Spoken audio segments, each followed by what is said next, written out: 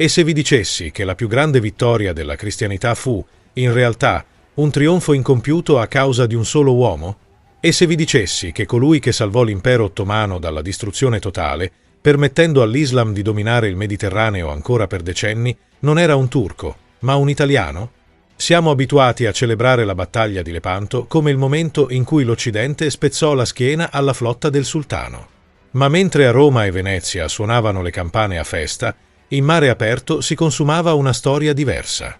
Tra le fiamme e i relitti di una flotta annientata, un solo ammiraglio riusciva nell'impossibile: sfondare l'accerchiamento cristiano, salvare il tesoro della flotta e umiliare i cavalieri di Malta. Quell'uomo era Giovanni Dionigi Galeni, un povero pescatore calabrese divenuto il temuto Ulu Khalii, il rinnegato. Mentre l'Europa festeggiava, a raccogliere i cocci dell'orgoglio ottomano e a ricostruirne la potenza, dimostrando al mondo che la guerra non finisce quando si ammaina una bandiera, ma quando l'ultimo grande stratega smette di combattere. Oggi, su Medioevo in guerra, vi portiamo nel cuore della battaglia e nella mente dell'uomo che visse due vite, quella del cristiano catturato e quella della leggenda ottomana. Per comprendere l'uomo che avrebbe tenuto in scacco le potenze cristiane, dobbiamo prima dimenticare l'ammiraglio coperto di seta e gioielli alla corte di Costantinopoli. Dobbiamo rivolgere lo sguardo verso una terra aspra, bruciata dal sole e bagnata da un mare che, nel XVI secolo, non portava solo pesci e commercio, ma terrore. Siamo in Calabria, alle Castella, una piccola frazione di Isola di Capo Rizzuto. È qui che nel 1519 nasce Giovanni Dionigi Galeni. La sua non è una storia predestinata alla guerra. Le cronache del tempo e le ricostruzioni storiche ci descrivono un giovane, avviato verso una carriera ecclesiastica, o forse semplicemente un ragazzo di umili origini con il destino segnato dalla fatica della terra e del mare. Ma nel Mediterraneo del Cinquecento il destino è capriccioso e arriva spesso dall'orizzonte sotto forma di vele latine. L'anno cruciale è il 1536. Giovanni ha circa 17 anni. È il 29 aprile quando l'incubo si materializza.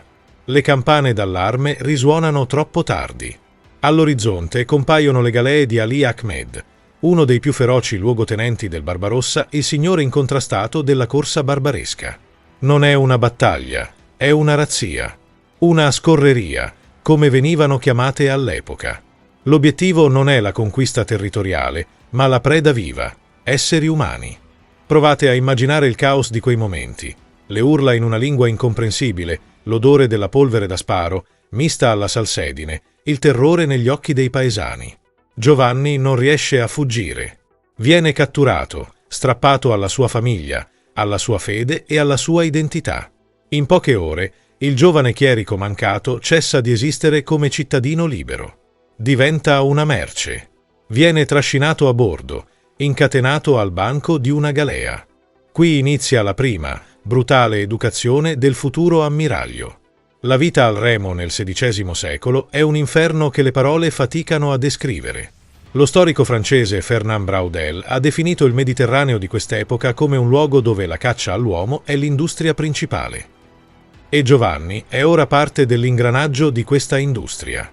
Incatenato nudo o quasi, esposto al sole cocente di giorno e al gelo di notte, nutrito con gallette stantie e pochi sorsi d'acqua, il giovane calabrese impara presto che la pietà non esiste in mare aperto. Deve imparare a remare al ritmo imposto dal comito, l'aguzzino con la frusta, circondato dagli escrementi e dalla disperazione dei suoi compagni di sventura. Molti morivano di stenti, di infezioni o di pura disperazione nelle prime settimane. Ma Giovanni Dionigi Galeni sopravvive.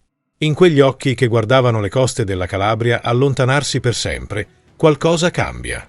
La paura lascia il posto a un calcolo freddo, una resilienza d'acciaio. Non lo sa ancora, ma quel banco di remi non sarà la sua tomba, bensì la sua accademia navale. È in questo contesto di estrema sofferenza che il ragazzo di Le Castella inizia a osservare i suoi carcerieri non più solo come demoni, ma come maestri di un'arte crudele in cui lui, un giorno, avrebbe eccelso. Sul banco di una galea, il tempo non si misura in ore, ma in colpi di remo. Per Giovanni, quei colpi scandiscono gli anni della giovinezza che svaniscono. Eppure, in quell'inferno galleggiante, il ragazzo calabrese intuisce una verità fondamentale del mondo ottomano. A differenza delle rigide gerarchie europee, dove il comando è spesso riservato ai nobili di sangue, la frontiera del mare offre una possibilità di ascesa sociale vertiginosa. Ha una condizione: bisogna farsi turchi. Dopo anni di schiavitù, alcune fonti parlano di 14 anni al remo, altre suggeriscono un periodo più breve ma intenso. Giovanni compie la scelta che segnerà la sua vita e la sua dannazione agli occhi dell'Occidente. Abiura la fede cristiana. Si converte all'Islam. Non dobbiamo immaginare questa conversione necessariamente come un atto mistico. Gli storici, come Bartolomé e Lucile Ben-Nassar, che hanno studiato a fondo il fenomeno dei rinnegati, ci ricordano che spesso era una strategia di sopravvivenza o di vendetta. Una leggenda narra che Giovanni si sia convertito solo per poter sfidare a duello un turco che lo aveva umiliato, cosa vietata a uno schiavo cristiano. Quale che sia la scintilla, Giovanni muore. Nasce Uluk Ali. Il termine Uluk, talvolta trascritto come Uccialì nelle cronache italiane, viene spesso associato al concetto di barbaro o straniero, un eterno promemoria delle sue origini non turche. Ma ora è un uomo libero. E non solo, è un corsaro. La sua ascesa è folgorante. Dimostra subito un talento naturale per la guerra di corsa.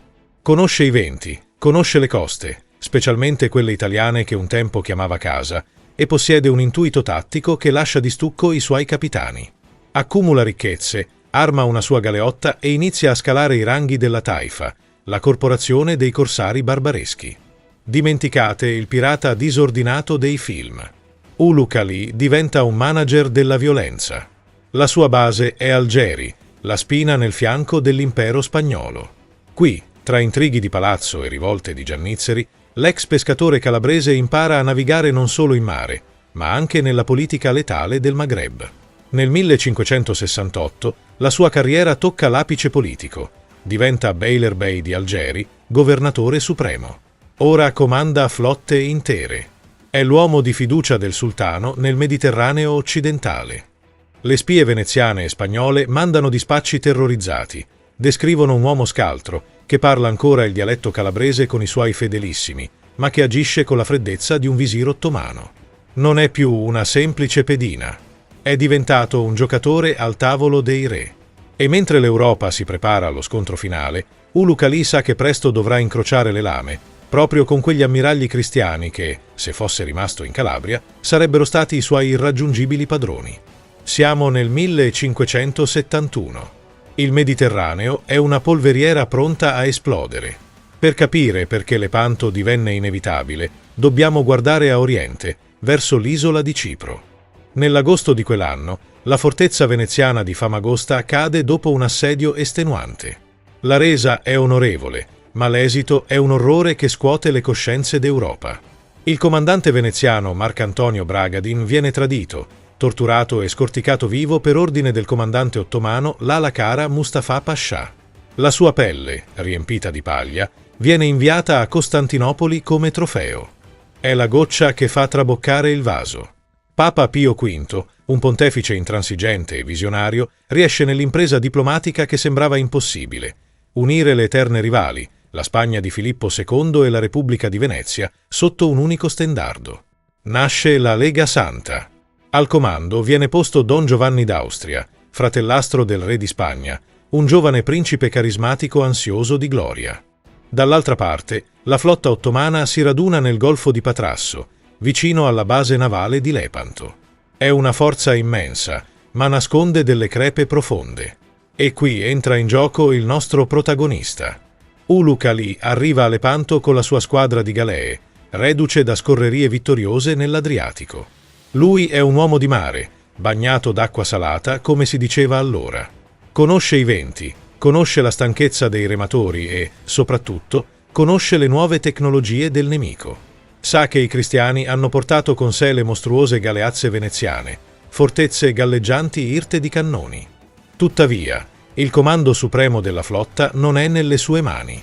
Il sultano Selim II ha affidato la guida della spedizione a Muezzinzade Ali Pascià. La differenza tra i due non potrebbe essere più abissale. Uluk è un pragmatico ex schiavo che si è guadagnato ogni grado col sangue. Ali Pascià è un aristocratico di corte, devoto e coraggioso, ma con scarsa esperienza navale. Le cronache ottomane, spesso critiche verso i propri leader sconfitti, ci tramandano i dettagli di un drammatico consiglio di guerra, tenutosi prima della battaglia. Ulugh Ali, analizzando le forze in campo, suggerisce prudenza. Sconsiglia di uscire in mare aperto per cercare lo scontro frontale. Propone di restare sotto la protezione dei cannoni delle fortezze di Lepanto, costringendo i cristiani ad attaccare in una posizione svantaggiosa o a ritirarsi per mancanza di provviste. È la voce dell'esperienza. Ma Ali Pascià ha in tasca un ordine perentorio del sultano: attaccare e distruggere gli infedeli. Per il comandante supremo, la cautela di Ulugh odora di codardia, o forse è solo l'arroganza di un rinnegato che crede di saperne più dei favoriti del sultano. L'ordine viene dato. La flotta uscirà. Ulugh Ali, disciplinato come un vero soldato ottomano, obbedisce. Ma mentre dispone le sue navi sul lato sinistro dello schieramento, il cosiddetto corno sinistro sa che quella che si prospetta non è una semplice battaglia. È una trappola mortale. E sa che, mentre Ali Pascià cercherà il martirio o la gloria, il suo compito sarà un altro: sopravvivere. Mezzogiorno. Il sole è alto sul golfo di Patrasso. La battaglia è iniziata da poche ore, ma l'aria è già irrespirabile, satura di fumo e urla. Al centro dello schieramento, le mostruose galeazze veneziane hanno spezzato la formazione ottomana come arieti, e le galee di Don Giovanni d'Austria stanno ingaggiando un brutale corpo a corpo con quelle di Ali Pascià. A nord, lungo la costa, il comandante barbaresco Scirocco è stato intrappolato e annientato dai veneziani di Agostino Barbarigo. L'impero sta crollando. Ovunque, tranne che a sud lì, sul corno sinistro ottomano, si sta consumando una partita a scacchi tra due maestri del mare. Da una parte Ulugh Ali, l'ex pescatore calabrese, dall'altra Giovanni Andrea Doria, ammiraglio genovese e nipote del leggendario Andrea Doria. È uno scontro tra italiani su fronti opposti. Mentre il resto della flotta turca si lancia in cariche suicide, Ulugh Ali mantiene il sangue freddo. Capisce che le galee del Doria stanno cercando di aggirarlo per prenderlo alle spalle. Invece di chiudere la distanza, Ulugh inizia a manovrare verso il mare aperto, allontanandosi dal centro della battaglia. Sembra una fuga, o forse un tentativo di allargare il fronte. Doria, temendo di essere accerchiato, abbocca all'amo. Ordina alle sue navi di seguire Ulugh Ali verso sud, remando furiosamente per mantenere la posizione parallela. È l'errore che Ulugh aspettava. Spostandosi troppo a largo, Giovanni Andrea Doria crea inavvertitamente un vuoto, una breccia fatale tra la sua squadra e il centro dello schieramento cristiano. Appena il varco si apre, Ulugh Ali ferma la finta. Con una virata improvvisa e coordinata, inverte la rotta e si lancia non contro Doria, ma dentro quel varco. È una mossa da manuale. Il rinnegato colpisce il fianco scoperto della Lega Santa con la ferocia di un predatore. Il suo obiettivo è simbolico e terribile: la capitana dei Cavalieri di Malta. Per un corsaro, i Cavalieri di San Giovanni sono i nemici giurati, gli aguzzini che danno la caccia ai suoi simili da secoli. L'assalto è fulmineo. Le galee di Ulugh Ali circondano l'ammiraglia maltese. I ponti vengono inondati dai giannizzeri.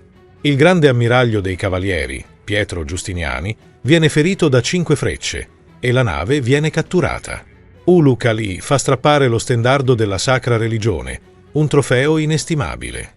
Ma proprio mentre gusta il sapore della vittoria nel suo settore, Ulugh alza lo sguardo verso il centro. Vede la testa di Ali Pascià, issata su una picca spagnola. Vede le fiamme divorare l'ammiraglia ottomana. Capisce che la battaglia è persa. Un altro comandante avrebbe cercato una morte gloriosa, lanciandosi nel mucchio. Ulugh Ali no. Lui è un sopravvissuto. Con la stessa lucidità con cui aveva attaccato, ordina la ritirata. Raduna circa 30 o 40 delle migliori galee rimaste, taglia le cime di rimorchio delle navi catturate troppo lente, tranne quella con lo stendardo maltese, e sfrutta il vento e la confusione per sfondare l'accerchiamento cristiano. Nessuno riesce a prenderlo. Mentre la flotta del sultano giace in fondo al mare, Ulugh Ali svanisce all'orizzonte, portando con sé l'unica cosa che conta per il futuro, il nucleo di una nuova marina. Il ritorno a Costantinopoli è spettrale.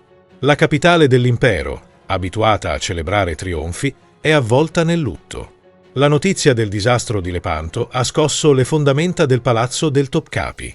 Solitamente, un ammiraglio che torna sconfitto ha un appuntamento segnato con il boia.